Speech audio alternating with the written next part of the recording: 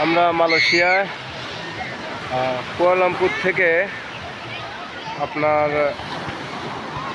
70-80 kilometre দূরে ফটিকচান নেগেরাসি মেলানাতে পড়ছে।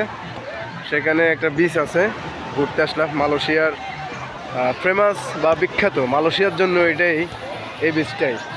তো আমরা এখানে আসছি। আসলে বিচটা অনেক ছোট, বিচটা আমাদের চট্টগ্রামের সিভিক্সের মতো, অত বড় না।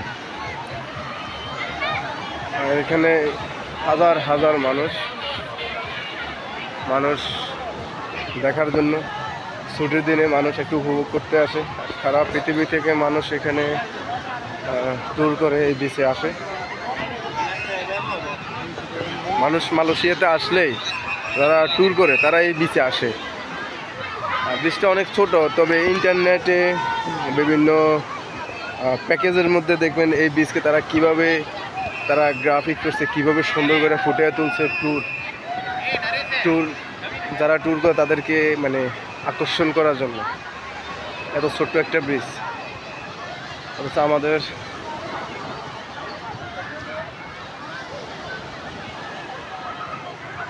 আমাদের বাংলাদেশে কত মানে বড় বড় বিচগুলো কত সুন্দর সুন্দর, আমরা পারি না যারা টুরিস্ট পছন্দ করে তাদেরকে আকর্ষণ করতে।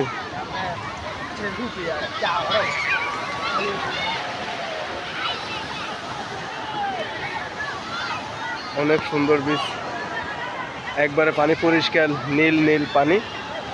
আমাদের দেশে তো অনেক প্লাস্টিক, অনেক ধরনের বোতল, ময়লা থাকে, এগুলো নাই। পানি একবারেই পরিষ্কার এবং পানির কালারটাও নীল নীল, দেখতে খুবই সুন্দর।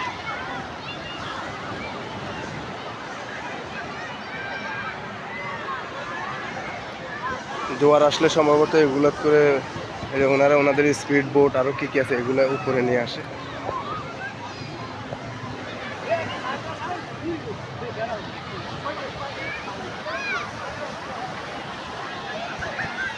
অনেক সুন্দর লাগে, অনেক ভালোই লাগতেছে। ছুটির দিনে আমরা ঘুরতে আসলাম, আমাদের 3 দিন ছুটি আছে, তাই ছুটির সময় উপভোগ করার জন্য আসলাম। আসলে আমি এটার পাশেই ছিলাম, আমি দীর্ঘদিন কাজ করেছি কিন্তু আসি নাই। এখন আসলাম একটু ঘুরে আসি দেখার জন্য। অনেক বাংলাদেশি এখানে যা দেখা যাচ্ছে, বেশিরভাগ বাংলাদেশি।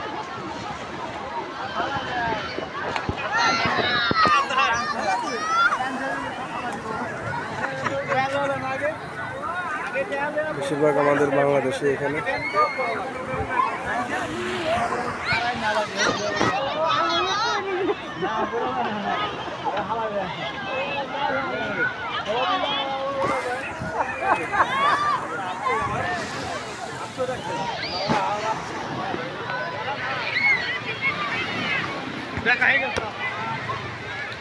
যারা ট্যুর পছন্দ করেন তারা এখানে আসতে পারেন।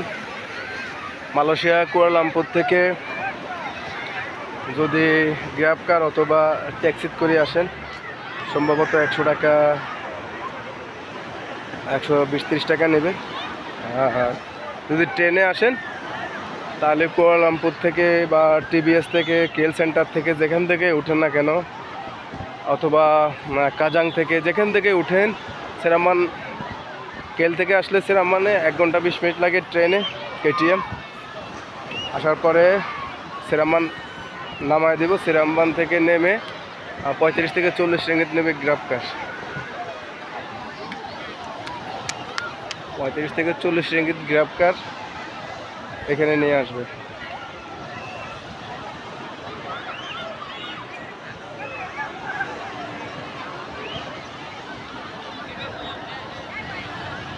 মাঝে মধ্যে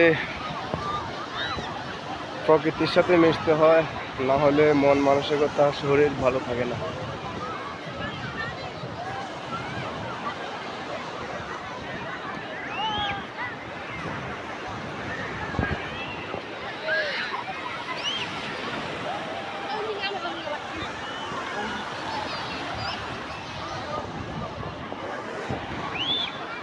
সাগর মানুষকে আকর্ষণ করে, কথাটা একবারে বাস্তব। সাগরের পাড়ে আসলে মানুষের চিন্তাধারা, মানুষের মানে মনের ভিতরে যদি কোনো দুঃখ থাকে অথবা মানুষ যদি কোনো অসুস্থ হয়, মানুষ সুস্থ হয়ে যায়। সাগরের বাতাস, সাগরের পানি মানুষকে আকর্ষণ করে, মানুষকে টানে, মানুষ আনন্দ করে। আল্লাহ পাকের এক মানে কুদরতি এক মহিমা সৃষ্টি এই সাগরের কুল মানুষকে আকর্ষণ করা। এই যে এরা আসছে ট্যুরে বাসে করে, এখানে পিকনিক করতেছে। বিভিন্ন ফ্যাক্টরি থেকে আসে মানুষ একসাথে।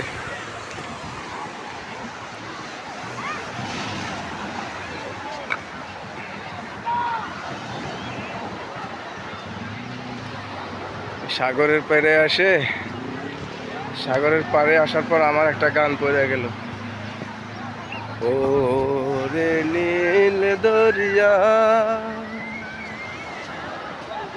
আমায় দে রে দে ছাড়িয়া, বন্দি হইয়া মনোয়া পাখি হায় রে কাঁদে রইয়া রইয়া, ও রে নীল দরিয়া।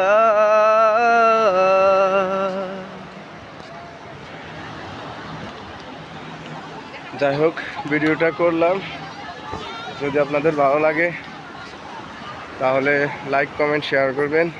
আর যারা মালয়েশিয়াতে আছেন অথবা যারা বাংলাদেশ থেকে ট্যুর করেন মালয়েশিয়াতে, মালয়েশিয়া পর্যটন কিছু স্পটের নাম আমি বলি। একটা হলো KLCC টুইন টাওয়ার, ওখানে আসতে পারেন সন্ধ্যার পরে, ওটা অনেক সুন্দর। আর একটা হলো বাতু ক্যাপ, ওখানে ওই যে বড় একটা মন্দির আছে, একটা মূর্তি আছে। আর এটা প্রোটেকশান। আরেকটা হচ্ছে লাংকাও বিচ আছে। আর আরেকটা হলো আপনার Genting highland, Cameron highland. So এগুলো আপনি ভিজিট করতে হলে আপনার মালয়েশিয়াতে কমসে কম 1 সপ্তাহ 10 দিন লাগবে। 1 সপ্তাহ যারা অধিক জার্নি করতে পারেন তারা। তো আর এটা হচ্ছে একবারে কুয়ালালামপুরের নিকটবর্তী বিচ। এটা নিগেরা সিম্বলানাতে পড়ছে। তো যারা আসতে চান তারা এখানে আসতে পারেন, উপভোগ করতে পারেন।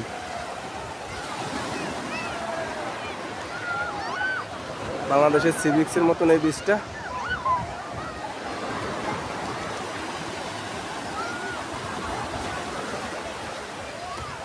মোটামুটি ভালো লাগে। মোটামুটি এখানে আসার পরে মনটা ফ্রেশ হয়ে গেছে। মনের ভিতরে যদি কোনো জমাট থাকে, বিচের পাড়ে আসলে, সাগরের পাড়ে আসলে সব কিছু ক্লিয়ার হয়ে যায়। আপনারা আসতে পারেন চাইলে। কুয়ালালামপুরের নিকটবর্তী ভালো বিচ এইটাই।